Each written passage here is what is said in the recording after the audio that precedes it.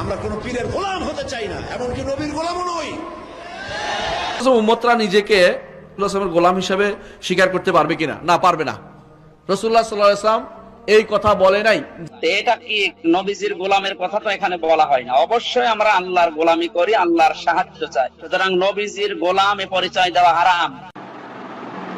রাসূলুল্লাহ সাল্লাল্লাহু আলাইহি সাল্লামের গোলাম এই হিসাবে আমাদের পরিচয় নয়। আমাদের পরিচয় রাসূলের উম্মত, আমরা আল্লাহর বান্দা।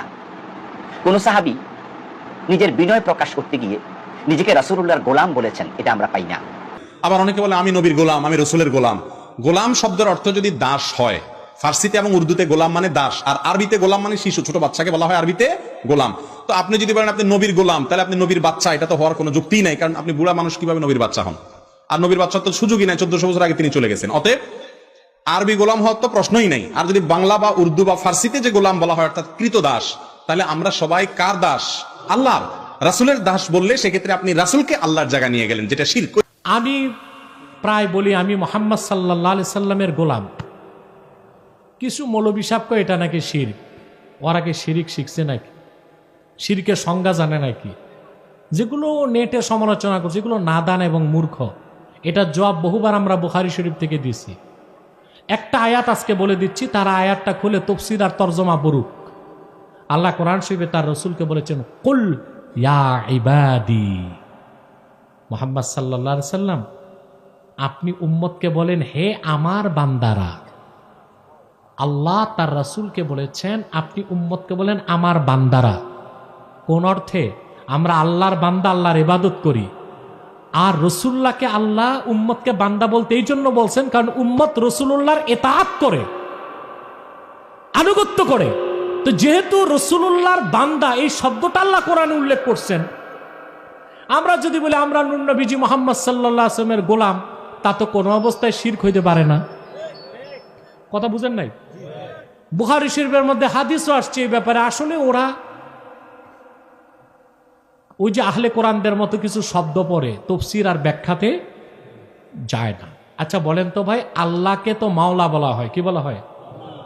আনতা মাওলানা ফানসুরনা আলাল কওমিল কাফিরিন। হে আল্লাহ, তুমি আমাদের মাওলা, তুমি আমাদের কাফিরদের উপর সাহায্য করো। তাহলে যেই মৌলবীগুলো আমারে বলে রাসূলুল্লাহর গোলাম আমি, এটা বলে শিরক হবে, তোমাদের নামে মাওলানা লেখছো কেন? তো বেটা তুমি নিজেই তো মুশরিক, তুমি নিজেই তো মুশরিক। মুশরিকের মুখে তো শিরকের বিরুদ্ধে ফতোয়া মানায় না।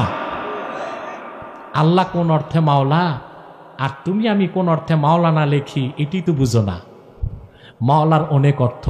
মাওলার এক অর্থ হচ্ছে মালিক, মাওলার এক অর্থ অভিভাবক, মাওলার এক অর্থ নেতা, মাওলার আরেক অর্থ চাকর।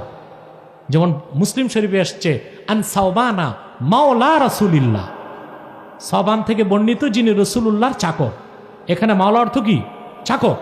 তা আমরা যে বলি আমরা আল্লাহর হাবিব নূর নবীজি মুহাম্মদ সাল্লাল্লাহু আলাইহি ওয়াসাল্লামের গোলাম, এটা কোন অর্থ বলি? তুচ্ছ উম্মত বুঝাইতে যায়া। কথা বুঝতে পারছেন? এগুলো বুঝতে হবে। আসলে এই যে মৌলবীগুলো দেখো তোমরা, এগুলো কাজের মৌলবী না। কাফের মোশরেক বেঈমান নাস্তিকদের বিরুদ্ধে তাদের কোনো বক্তব্য নাই, তাদের কোনো কথা নাই, তাদের কোনো চিন্তাও নাই। তারা আছে শুধু নিজেদের মধ্যে খোঁচাখুচি করে দূরত্ব সৃষ্টি করা, এই মাসলাকে দ্বন্দ্ব সৃষ্টি করা আর কাফের মোশরেককে সুযোগ করে দেওয়া। এই সব মৌলবীদের ফতুয়ায় কথায় তোমরা বিভ্রান্ত হয়েও না।